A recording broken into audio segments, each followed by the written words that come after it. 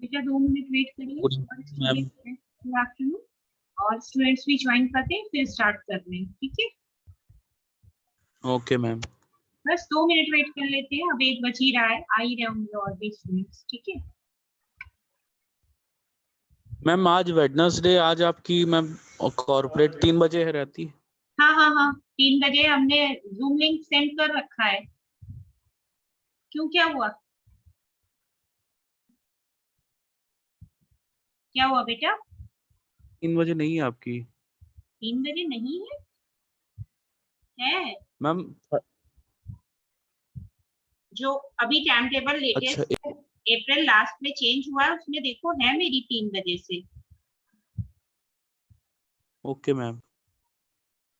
एक बार चेक कर लो, जितना हमें याद है तभी ले रहे हैं।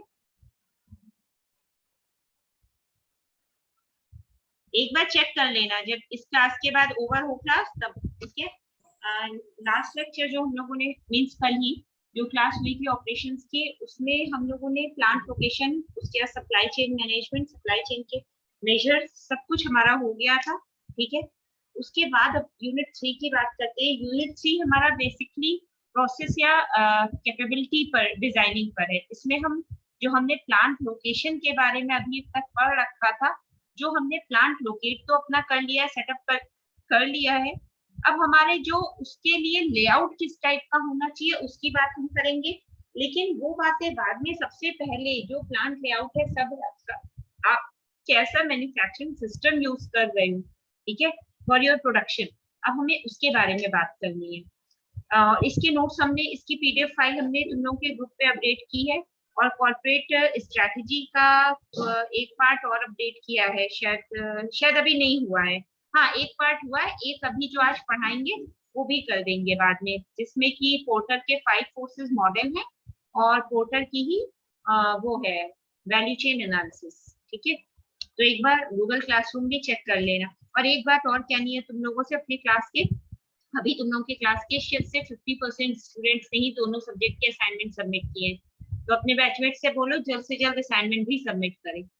या तुम्हारी क्लास के बच्चों को ये एक और चीज कहनी है, लेक्चर तो होता ही रहेगा, एक ये बहुत ही तुम्हारी क्लास के कुछ स्टूडेंट्स की खराब आदत है, ये एक ऑफिशियल ग्रुप है, रात में देर रात अरे को मैम, लेट नाइट इस चीज को मैम बता हाँ, कल हमने देखा कि एक आज हैदर से इस पर बात भी किया था हमने। हाँ, और इवन तुम लोग को मतलब बच्चों को ये सोचना चाहिए, उसमें तुम्हारे डिपार्टमेंट के एचओडी सर ऐड है, टीचर्स सारी ऐड है, लेट नाइट हो अर्ली मॉर्निंग हो, तुम लोग मतलब टाइम वाइम कुछ बच्चे नहीं देखते, रात में 1 बजे 2 बजे 3 बजे जब मन होता है चैट शुरू हो जाती है। जिसको ज्यादा चैट करने का शौक हो वो अपना पर्सनली इंडिविजुअल चैट करो।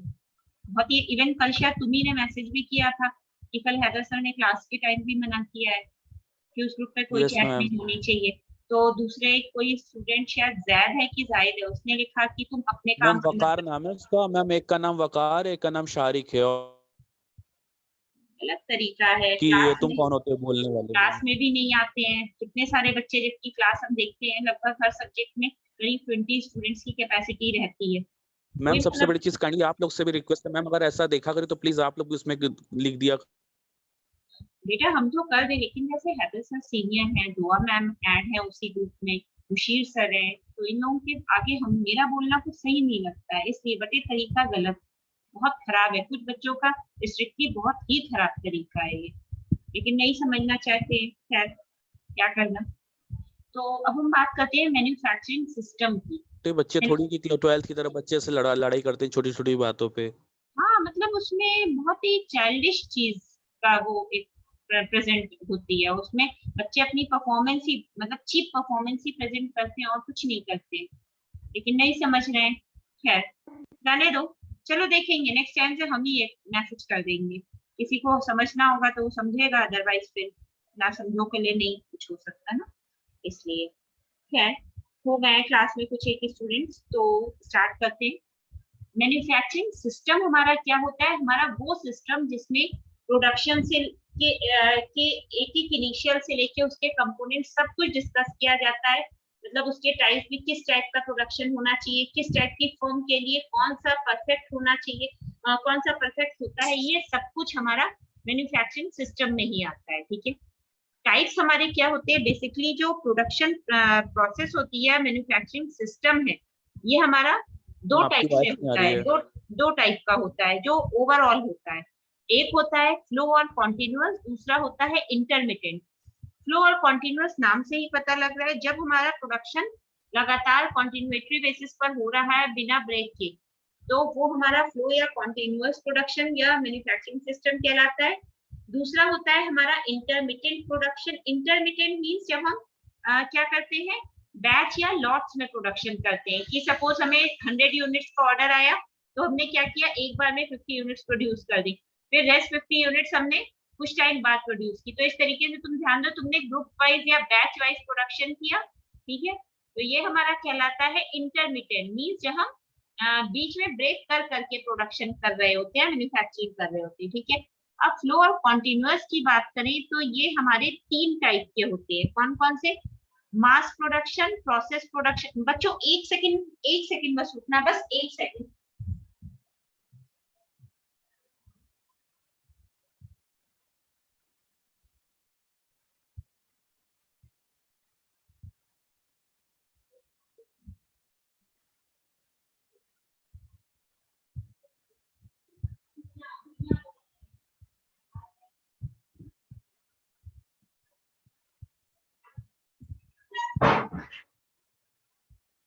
एक्सट्रीमली सॉरी बच्चों, डिस्टरबेंस हुआ, सो सॉरी। तो फ्लो और प्रोडक्शन की हम बात कर रहे थे, फ्लो और कॉन्टिन्यूअस की। ये हमारा क्या होता है, जब हम लगातार हमारा प्रोडक्शन होता रहता है। इसमें हमारे 3 टाइप के प्रोडक्शन या मैन्युफैक्चर, देखो प्रोडक्शन अगर लिखा है तो उससे कंफ्यूज मत हो, मैन्युफैक्चरिंग सिस्टम हमारे वही होते हैं, ठीक है। तो पहला होता है मास प्रोडक्शन, नेक्स्ट है प्रोसेस प्रोडक्शन, और लास्ट है असेंबली लाइंस, ठीक है। तो 3 टाइप के होते हैं। उसके बाद जो ये मास, प्रोसेस और असेंबली लाइंस होते हैं, इसको फिर से कैटेगराइज किया गया है। इसमें प्रोसेस प्रोडक्शन जो है, उसके अगेन हमारे 2 टाइप होते हैं। कौन कौन से? एक होता है सिंथेटिक प्रोडक्शन, दूसरा होता है एनालिटिक प्रोडक्शन, ठीक है। अच्छा, जो तुम लोग का मैन्युफैक्चरिंग सिस्टम है, उसमें एक ये भी चीज है कि उसमें सारी नाम सिर्फ और सिर्फ प्रोसेस का दे रखा है, ठीक है, जो प्रोसेस प्रोडक्शन है इसका। बट इम्पोर्टेंट सभी है, जॉब शॉप भी है, बैच भी इम्पोर्टेंट है, और प्रोजेक्ट सारे इम्पोर्टेंट है। तो हम सारे बता देंगे, तुम लोगों को जितने रिक्वायर्ड लगे उतने पढ़ना, ठीक है। बट इम्पोर्टेंट सारे होते हैं। अब हम एक सेकेंड, सो सॉरी। फिर अब अगर हम बात करें इंटरमीडिएट की, तो इंटरमीडिएट हमारा फिर से 3 टाइप्स में डिवाइड होता है। कौन कौन से? प्रोजेक्ट, जॉब शॉप और बैच। तो फ्लोर, तो ये तो कैटेगरी हो गई, ठीक है, किस तरीके से डिवाइड किया गया है। अब हम बात करते हैं इन्हीं के डिस्क्रिप्शन पर। तो अभी डिस्कस कर रहे थे, सबसे पहले फ्लो और कॉन्टिन्यूअस प्रोडक्शन या मैन्युफैक्चरिंग सिस्टम की बात करें तो ये क्या होता है? It is the system which is specialized in manufacture of identical products on which the machinery and equipment is fully engaged. The continuous production is normally associated with large quantities and with high rate of demand.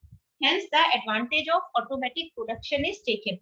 क्या होता है, जब एक ही type के product एक साथ manufacture होने हो या प्रोड्यूस होने हो, सपोज किसी प्रोडक्ट की डिमांड बहुत ज्यादा है, ठीक है, तो ऑब्वियस सी बात है, अगर तुम्हारे किसी प्रोडक्ट की डिमांड ज्यादा है तो फर्म क्या करेगी, उस प्रोडक्ट के ही लॉट्स, मतलब बहुत सारे नंबर में प्रोडक्शन करा लेगी, ठीक है, कि जैसे जैसी रिक्वायरमेंट आती जाएगी हमें मार्केट से, हम उसी हिसाब से मार्केट में प्रोडक्ट को सेल के लिए भेजते रहेंगे।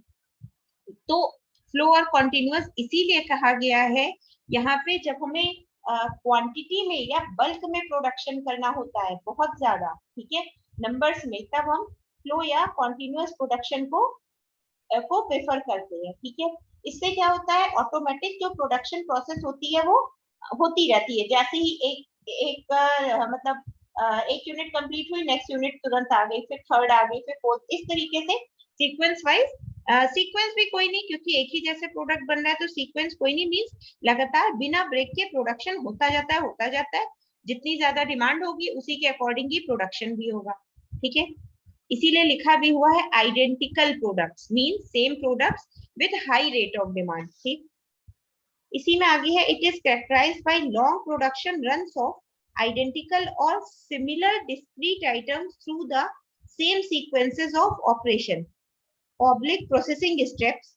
The production facilities are located one adjacent to another as per the sequence of operations. Oblique processing steps for an item in order to reduce the material handling distances and cost. Such arrangements are referred to as production lines or assembly lines. हमें इतना detail में नहीं, हम basic सी बात करते हैं। हमने अभी कहा जब हमारे पास बल्क में एक ही प्रोडक्ट का बहुत सारी यूनिट्स प्रोड्यूस होनी होती है तब हम फ्लो और या कॉन्टिन्यूअस प्रोडक्शन की बात करते हैं। इससे क्या होता है, हमारी जो मशीनरी है उस पे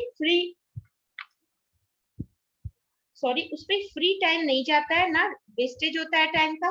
क्यों? क्योंकि उस पे लगातार प्रोडक्शन होता जाता है। ठीक है, जैसी हमारी रिक्वायरमेंट होती है उसी हिसाब से हम यूनिट्स को इनपुट में करते हैं और वही हमारी आउटपुट जनरेट होकर हमारे सामने निकलता रहता है। अब हम बात करते हैं कैरेक्टरिस्टिक्स। कैरेक्टरिस्टिक्स नेचर या फीचर एक ही चीज होती है। तो पहला क्या है, the product design, the conversion process and the operations sequence are standardised, that is identical products are produced. क्या हो रहा है, जो कन्वर्जन प्रोसेस है या जो प्रोडक्ट की डिजाइन है या जो भी ऑपरेशंस पे सीक्वेंसिंग है वो क्या है, स्टैंडर्डाइज्ड है। दैट मींस स्टैंडर्डाइज होने का मतलब कि आइडेंटिकल प्रोडक्ट्स प्रोड्यूस हो रहे हैं तो उसमें किसी टाइप का कोई चेंज नहीं करना है ड्यूरिंग द प्रोडक्शन प्रोसेस। जो कन्वर्जन या प्रोडक्शन प्रोसेस चल रही है वही रहेगी, प्रोडक्ट की डिजाइनिंग भी सेम रहेगी, ऑपरेशन का सीक्वेंस भी बढ़ जाएगा। क्यों? क्योंकि हमारे हम क्या बना रहे हैं, एक ही जैसे या एक ही प्रोडक्ट की बहुत सारी यूनिट्स बना रहे हैं। ठीक है, नेक्स्ट है machines and equipments are arrange according to produced layout pattern. हमें जैसा प्रोडक्शन करना होता है या जो हमारा लेआउट आता है, मींस ऐसे समझो कि जब एक साथ बहुत सारी यूनिट प्रोड्यूस हो रही हैं तो हमें उनको क्या करना होगा, उनका किस तरीके से उनको सेव करके रखना होगा। जैसे अभी प्रोड्यूस हुई तो जब तक वो मार्केट में नहीं जा रही, हमारे प्लांट में ही उसको हम सेव करके रख रहे हैं, तो हमें उसकी जो एक क्या बोले प्लेसिंग वगैरह है उसको भी बहुत ध्यान से रखना होगा। तो उसके लिए इन सब कामों के लिए हमें मशीनरीज या अपने इक्विपमेंट्स को ऑलरेडी अरेंज करके रखना चाहिए उसके लेआउट पैटर्न के अकॉर्डिंग ही। शायद तब ऐसे केस में क्या होगा, जो आउटपुट होगा वो बेस्ट निकल कर आ पाएगा। ठीक है,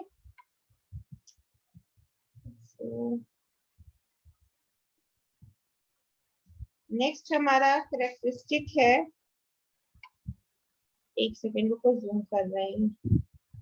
special purpose automatic machines are used to perform standardised operation. क्या होता है, तुम लोगों ने कभी फोटोकॉपी मशीन पे देखा है? बहुत पहले की अगर बात करो तब एक एक पेपर फोटोकॉपी होता था। बट अगर हम आज की बात करें, हमें मान लो कोई एक पेज की 100 कॉपीज चाहिए, हम क्या करते हैं, एक बार में बस 100 एंटर कर देते हैं, 100 यूनिट वहां पे हम टाइप कर देते हैं और एक बार में फिर हमें कुछ नहीं करना होता है, काउंटेड अपने आप ही एज इट इज 100 की 100 एक बार में निकल आती है। ठीक है, तो ये क्या होता है, ये हर एक का मतलब हर एक मशीनरी का एक स्पेशल फीचर होता है। सेम उसी तरीके से ड्यूरिंग मैन्युफैक्चरिंग प्रोसेस क्या होता है, जो भी जिस भी यूनिट का या जिस भी प्रोडक्ट का प्रोडक्शन हो रहा है, हम क्या कर रहे हैं, ऑटोमेटिक मशीन्स का यूज कर रहे हैं, जिसके लिए हर बार कोई भी जो मशीनरी पर ऑपरेट कर रहा है वो ऑपरेटिव स्टाफ, उसको कमांड देने की जरूरत नहीं होती है। जो भी प्रोडक्शन होता है वो ऑटोमेटिक प्रोड्यूस होके बाहर आता रहता है। ठीक है, नेक्स्ट क्या है, the volume of output is generally large and goods are produced in anticipation of demand. अब क्या हो रहा है, अभी हमने बात की जबकि बल्क में मींस बल्क में प्रोडक्शन होना होता है, बहुत ज्यादा प्रोडक्शन होना है एक ही यूनिट का, ये एक ही जैसे प्रोडक्ट का प्रोडक्शन होना है। तो ऐसे केस में क्या होता है, जो आउटपुट का वॉल्यूम होता है वो डिमांड को की फोरकास्टिंग कर के बेसिस पर हम क्या कर लेते हैं, ज्यादा ही कुछ मीन्स हमें लग रहा है कि सपोज हमारी जो डिमांड है वो 200 यूनिट की होगी। ठीक है, और ओरिजिनल मतलब अगर ओरिजिनलिटी में देखा जाए तो मे भी हो सकता है 50-60 की हो, बट क्योंकि सेल अच्छी है, ज्यादा है, इसलिए क्या हो रहा है कि उस चीज को थोड़ा सा चेंज किया जा रहा है। चेंज कैसे, जैसी हमारी रिक्वायरमेंट होगी उसी या डिमांड जनरेट होगी उसी के एंटीसिपेशन में ही क्या है, उसी के एंटीसिपेशन में ही क्या हो रहा है, प्रोडक्शन हो रहा है। फिर भूल गए, अभी यही तो बताया था कि जैसी हमारी रिक्वायरमेंट है उसी के हिसाब से हमारा क्या होना चाहिए, प्रोडक्शन होना चाहिए। नेक्स्ट क्या है, fixed path materials handling. fixed path material fixed path material handling equipment is used due to the predetermined sequence of operation। अब हमें इसमें क्या है, हमें ऑलरेडी पता है कि पहले क्या प्रोड्यूस हुआ था, अब क्या होना है। ठीक है, मींस एक एक जो स्टेप बाय स्टेप, ऐसे कह सकते हैं जो स्टेप बाय स्टेप जो भी प्रोसेस, जो भी ये मैन्युफैक्चरिंग प्रोसेस हो रही है, इसमें जो भी स्टेप्स यूज हो रहे हैं उसको अगर ध्यान से तरीके से अगर किया जाए, मींस ऑटोमेटिक प्रोडक्शन समझ कर ही, तो हम क्या करते हैं, हमारा तो जो काम करने का तरीका है कि किस वे के थ्रू या किस मेथड के थ्रू इनपुट आउटपुट में कन्वर्ट हो रहा है। ठीक है, तो ऐसे में हम क्या करेंगे, क्या करेंगे, हम एक fix path material handling equipment लाएंगे। Fix path material handling equipment means जहां पे जो भी हमारा प्रोडक्शन होना है वो एक फिक्स पाथ को फॉलो कर रहा है, तो उसके लिए जो हमारा इक्विपमेंट हो वो भी कुछ फिक्स ही हो। ठीक है, कुछ फिक्स हो मींस कि हमें सिर्फ मशीनरी का यूटिलाइजेशन इनपुट आउटपुट को कन्वर्ट करने, इनपुट को आउटपुट में कन्वर्ट करने में ही। ठीक है, क्लियर है। नेक्स्ट है machine capacities are balanced so that materials are fed at one end of the process and finished product is received at the other end। इसमें क्या कह रहा है कि जो भी मशीन की कैपेसिटी है वो इस तरीके से बैलेंस वे में रखनी चाहिए कि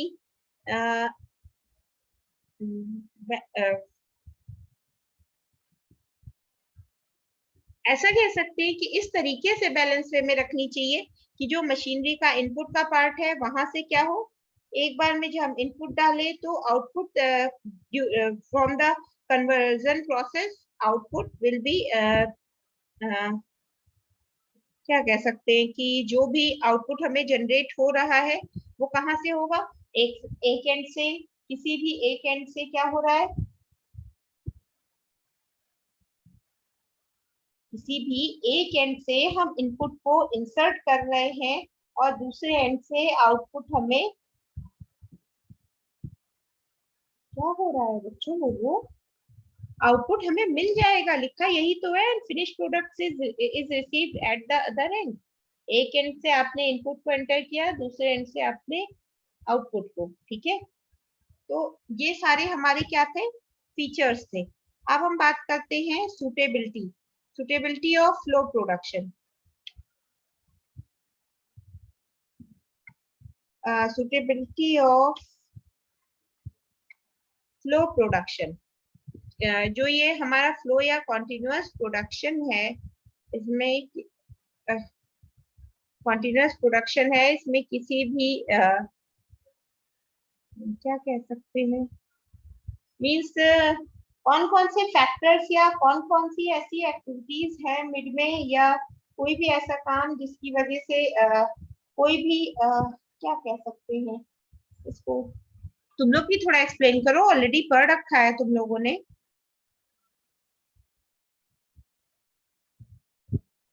क्या ma'am?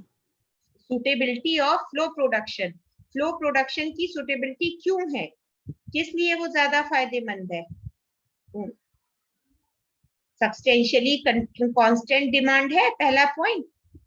Substantially constant demand mean जो भी हमारी डिमांड है वो कांस्टेंट वे में क्या है, कंप्लीट हो रही है या हम उसे पूरी कर रहे हैं। ठीक है, अब एक चीज की हमें क्या करना है कि जो भी हमारी डिमांड है उसी के अकॉर्डिंगली हम क्या करें, क्या करें बोलो।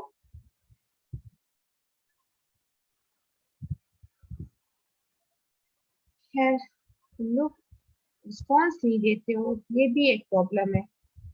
कांस्टेंट डिमांड मींस जैसी हम प्रीवियस टाइम पीरियड में अगर मान लो किसी प्रोडक्ट के लिए बहुत अच्छी डिमांड है तो हम एंटीसिपेटरी बेसिस पर ही वो डिमांड खुद समेट के वो डिमांड को जो भी प्रोडक्शन है उसके एंड से खुद ही से क्या हो रहा है, वही एक डिमांड जो कि कॉन्स्टेंटली प्रीवियस काफी टाइम पीरियड से चलती चली आ रही है उसी को ही फुलफिल किया जा रहा है। ठीक है, नेक्स्ट क्या है, प्रोडक्ट और task must be standardize. Obvious सी बात है, जो भी हमारे काम करने का तरीका है या जो भी हमारा प्रोडक्ट प्रोड्यूस हो रहा है वो क्या होना चाहिए, वो स्टैंडर्डाइज प्रोडक्ट होना चाहिए। स्टैंडर्डाइज इस वजह से जिससे कि जो भी उसकी डिमांड है, या अगर हम एक्सेसिव प्रोडक्शन कर रहे हैं तो हमारा जो प्रोडक्शन है वो किसी भी टाइप से वेस्ट ना जाए। ठीक है, मीन्स हमारा production as it is maintain करें। ठीक है, नेक्स्ट हमारा है task must be defined. Task must be defined means हमें ड्यूरिंग आवर मैन्युफैक्चरिंग या प्रोडक्शन प्रोसेस हमें कौन कौन से काम करने हैं, हमें क्या करना चाहिए, हमें उसको डिफाइन कर लेना, प्री डिफाइन कर लेना चाहिए before we start our production process. अगर हम प्री डिफाइन वे में प्रोडक्शन को अपने कंप्लीट करेंगे तो उससे हमें ये आइडिया रहेगा कि हमारी एक सीक्वेंस से हमारा प्रोडक्शन प्रोसेस क्या हो रहा है, कंप्लीट हो रहा है। ठीक है, नेक्स्ट क्या है, correct plant and equipment must be provided at each stage. अगर हम चाहते हैं हमारा प्रोडक्शन बेस्ट तरीके से कंप्लीट हो, हमारे प्रोडक्ट की डिमांड बनी रहे, और डिमांड के साथ ही अगर इतना ही होता रहेगा तो ऑब्वियस सी बात है इन सबका जो आउटपुट होगा वो किस फॉर्म में आएगा कि हमारी सेल इंक्रीज हो रही है। हमारा प्रोडक्ट अगर लगातार बिकेगा तो दैट मीन्स हमारी सेल भी तो इफेक्ट होगी उससे। तो हमें ध्यान देना चाहिए कि ड्यूरिंग प्रोडक्शन प्रोसेस जो भी जैसे जैसे भी स्टेज क्रिएट हो रही है, या जो स्टेज को हमें क्या करते हुए क्रॉस करते हुए प्रोडक्शन हमें कराना है, हमें ध्यान देना चाहिए कि जो हमारी मशीनरी है वो हमारे प्लांट से हर एक स्टेप पे मैच करती रहे। मतलब जिस इक्विपमेंट की जिस प्लांट पे जहां जरूरत हो हम वही इक्विपमेंट ही यूज करें, otherwise our production process will be disturb.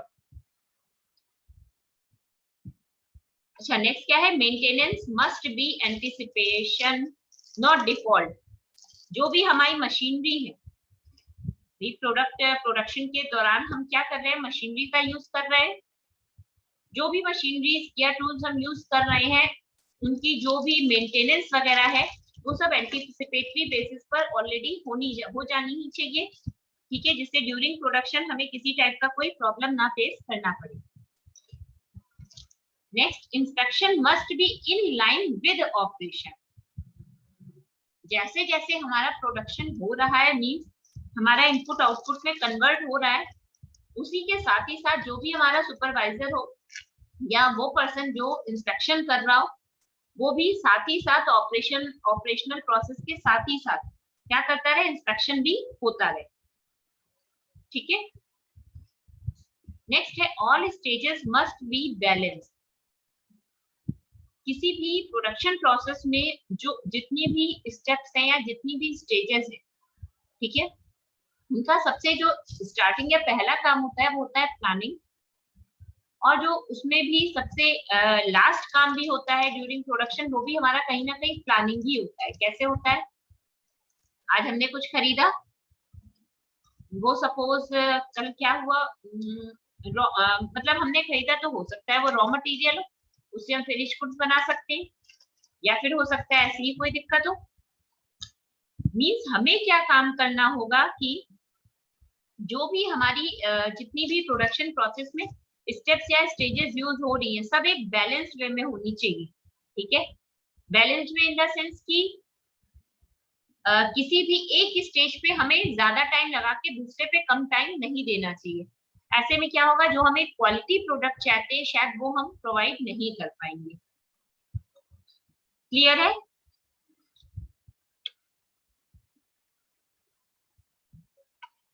बोलो बच्चों, क्लियर है?